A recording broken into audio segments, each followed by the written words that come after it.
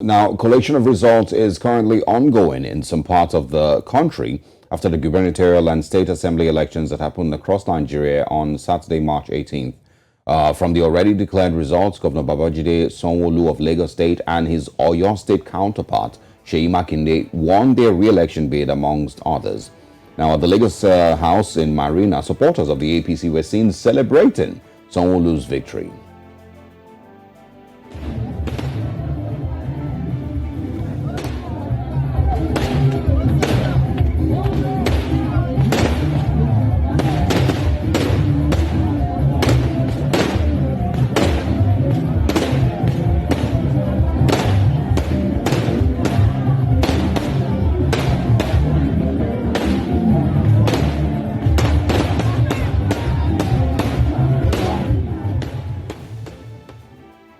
But the Labour Party has called for the cancellation of the exercise, which it described as a sham, adding that INEC failed Nigerians, especially the youth.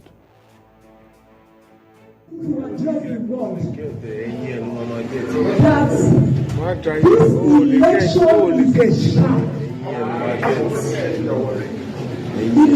marked by violence.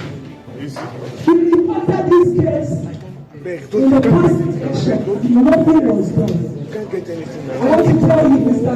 Gade, that you have failed the youth. You have failed the masses. You have not done the right thing. Have your seat, have your time. But kindly, madam, do not personalize these matters.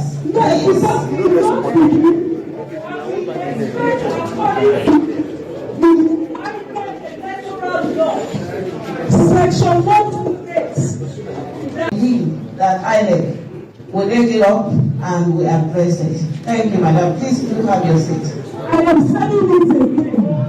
We demand cancellation. We are not part of this election. Madam, it is noted. It is noted. INEC knows what to do with the results. And I'm sure all the comments are well noted. All reports, all the security agencies are here, and I'm sure they will also give their reports. In the meantime, we just go on with the process.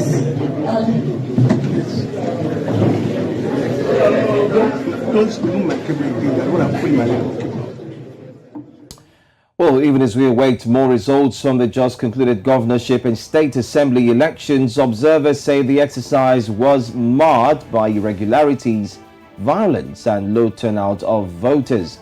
Well, joining us this morning is Afolabi Adekayoja. I hope I got that name correctly. Well, he is the lead researcher Center for Democracy and Development West Africa.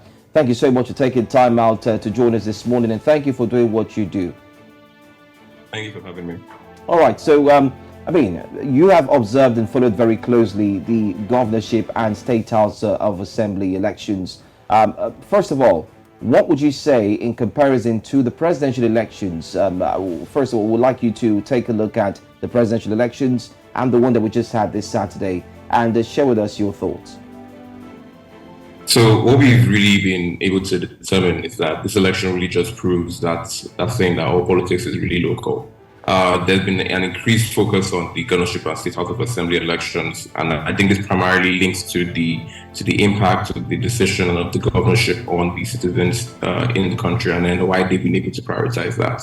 Already, we're looking at different trends. Even if you look at things like voter turnout, in 3 states there, we've been able to get the clear data around the voters, the valid voters and registered voters. There's already been an increase in Akwa Ibom, in Jigawa, and Katsina. The number, the percentage of registered voters that came out to vote for the governorship was higher than presidential. So it really does take into account how many citizens, are really aware of the direct impact that the governorship has.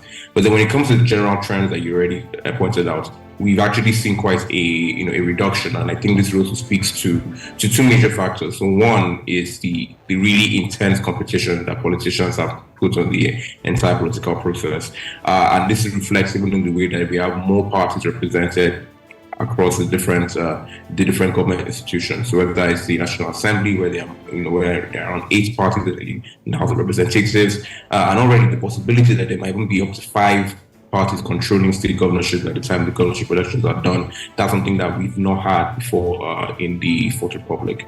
But then the other side of this really just which really just shows the difficulty with running an election in Nigeria is that there are many different institutions that are in play. And the sad thing is that all of these different groups were complicit in some form or the other during the different elections. So when it came to the presidential elections, we saw that INEC wasn't on par when it came to logistics, to starting elections on time, and even just the application of technology. So we saw that IREP was practically down and wasn't really uploading many of the presidential results. And there wasn't very clear communication from INEC on that part, which was a really big failing because it really just didn't help to address any of the different conspiracy theories and different worries about going around, especially on social media. When it came to the governorship election, we now saw the other side, which is more about security, and even things like voter trading. So we saw many different issues where many of our observers around the country reported that there was a reduction in the security presence in different states across the country. Now, that also speaks to maybe lack of interest in governorship from institutions that be, but also that just allowed much more non-state actors to play a very big role.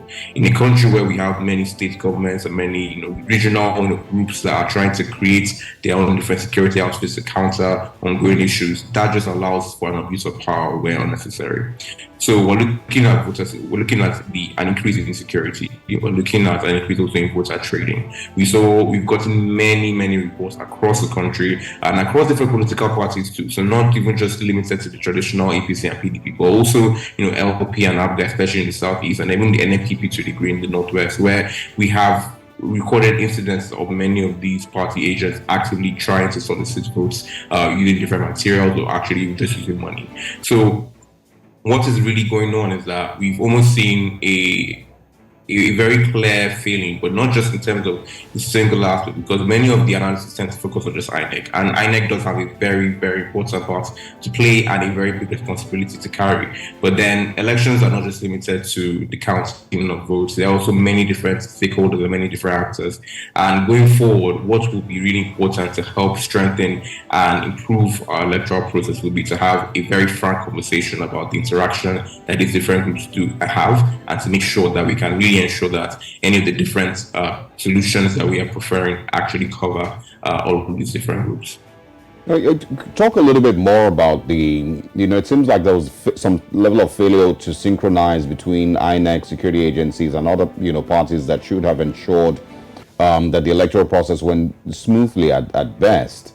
In many places, that were reported, here in Lagos State, for example, there was, similar, a disturbing number of reports of voter suppression. There was sturgery, there was some of all of that, and people will feel aggrieved if these things are simply ignored. Results are declared and everyone, is asked to move on. So, tell us about the failure of a perfect synchronization between INEC, security agencies, and every other factor that should have ensured that votes were free, fair, and credible. So another aspect that we need to look at is really the federalism when it comes to INEC and even just the security agencies in particular. So especially for state elections, you have the INEC national commissioners and the chair who are based in Abuja. That doesn't even have a governorship or still have an assembly election.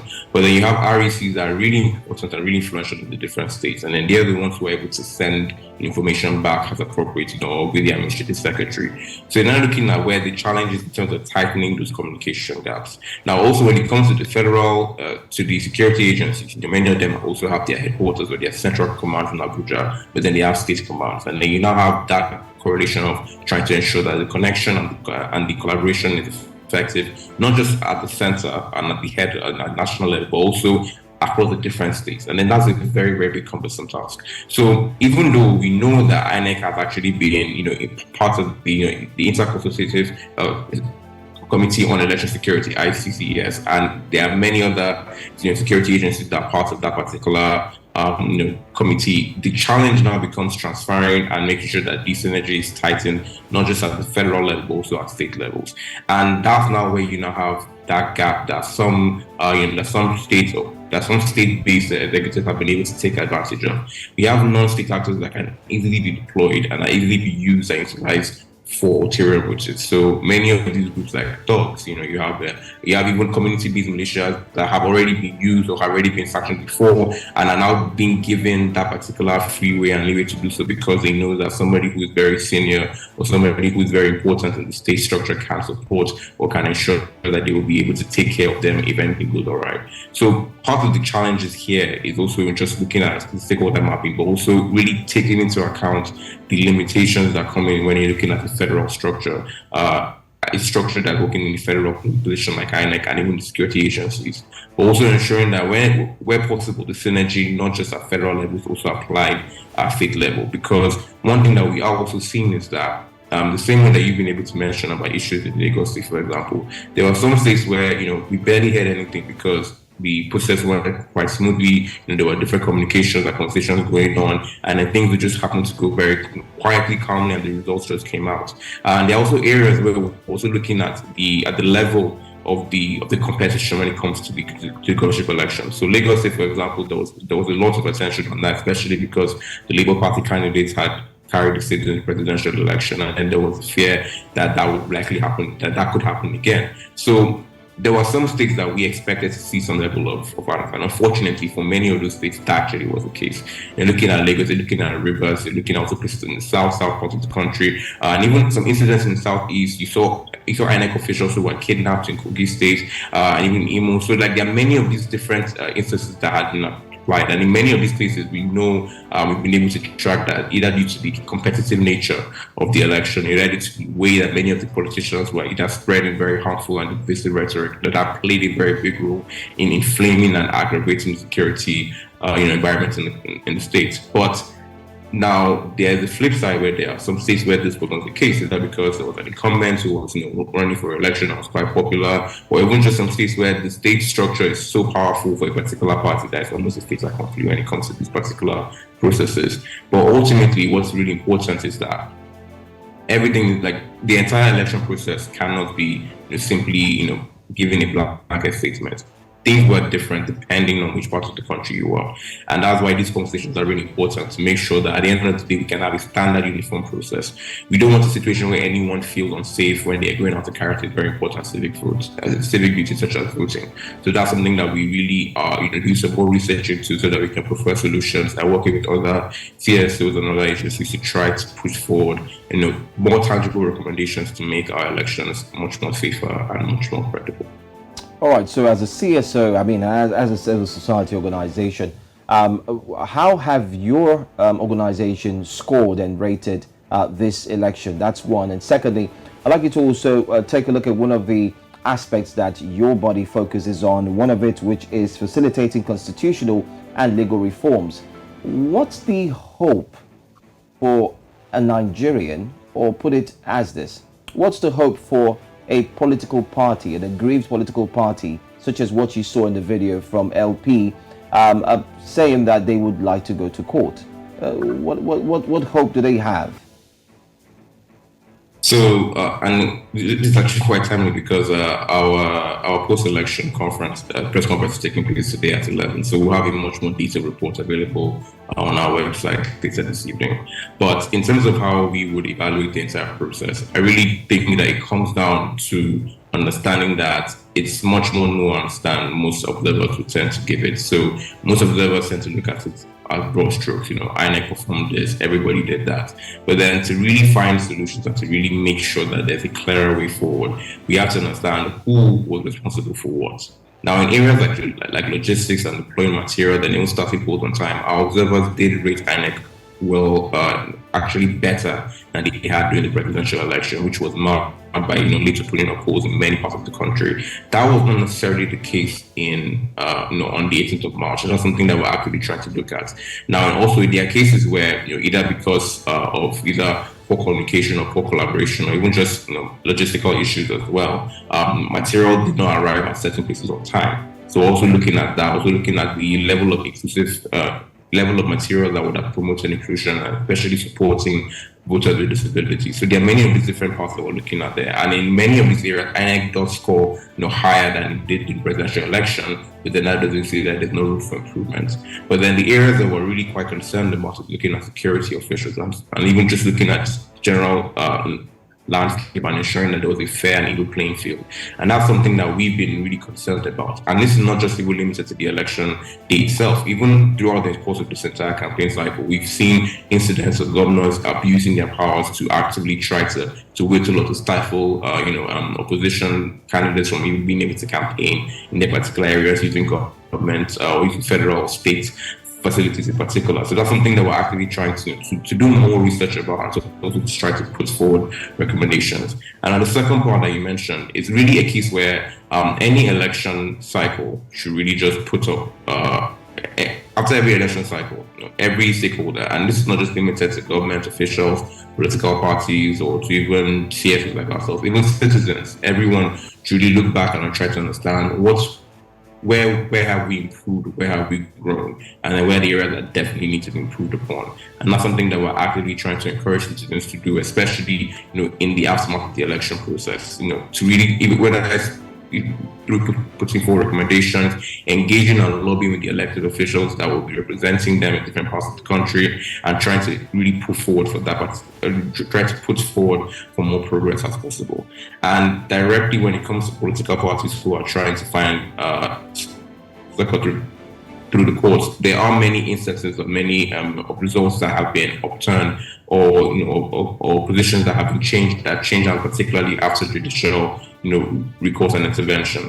Now, what is really important is that the Electoral Act was really quite robust in trying to minimize any of the areas where there might be contentious or vague interpretation. So really about ensuring that there is a very strong study of the act and making sure that when going to court that there are many clear and really well documented instances that can really show where the challenges are. And ultimately, what's really important is that this only works if we all have faith to some degree, but ultimately faith in the democratic process, which we already have shown by taking part in the voting process, by taking part in registering, campaigning, canvassing for our supporters and for our voters, and just actively taking part of votes. Now, that's always just going to be one part of the journey. There's still the second part about trying to do any post-election litigation, but also most importantly, holding elected officials to account for the next 4 years. Because one of the biggest tragedies of this entire process would be if we just have an election cycle where people were actively involved for the month or year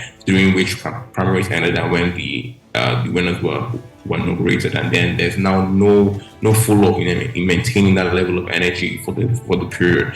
This has shown ultimately the importance of stronger civic engagement, and that's something that we are actively hoping that we'll play our own small part to try to galvanize and to promote, but we're also hoping that many more Nigerians will get involved with, especially for the duration, especially going forward, as we reach important, very important privilege. Afolabi Adikayaja, thank you so much for speaking with us. We, of course, will bring you in again. You guys have a press conference this morning? At 11 a.m. At 11 a.m., all right. So we'll bring you in again, and of course have a follow-up conversation, as things continue to unfold here. Thanks a lot. Thank you for having me.